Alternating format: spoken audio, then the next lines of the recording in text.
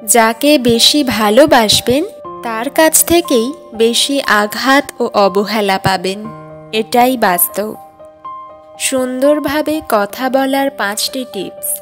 1 number, যখন কারোর সঙ্গে কথা বলবেন তখন মুখের মধ্যে হালকা হাসি রাখুন।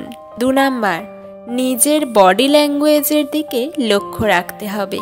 3 নাম্বার, আস্তে আস্তে কম শব্দ ব্যবহার করে গুছিয়ে কথা বলতে হবে। ধীরে ধীরে কথা বললে চিন্তা করে নেওয়ার সুযোগ পাওয়া যায়।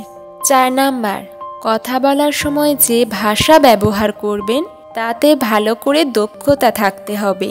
5 নাম্বার, বেশি জটিল ভাষা ব্যবহার করবেন না। নিজের কষ্ট নিজেরই হয়, কষ্টের ভাগ কেউ নেয় না।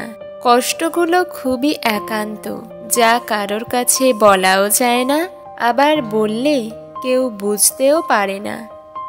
কাউকে পাওয়ার জন্য বসে থেকো না, কাউকে পাওয়ার আশাও করো না, কারণ তুমি তাকে পেতে গিয়ে নিজের জীবন নষ্ট হয়ে যেতে পারে।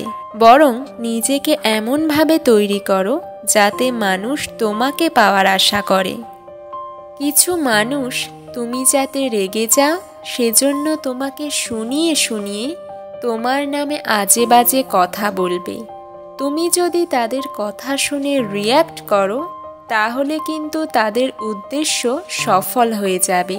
কিন্তু তুমি যদি ওটাকে জাস্ট ইগনোর করে যাও, কোনো রিয়্যাক্ট না করো, তাহলেই কিন্তু ওরা জ্বলে পুড়ে যাবে।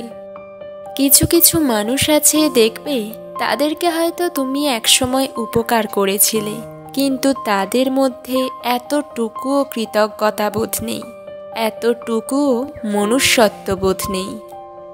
কাউকে বিশ্বাস করে মনের সব কথা শেয়ার করো না, কারণ সবাই বিশ্বাসের মর্যাদা দিতে পারে না।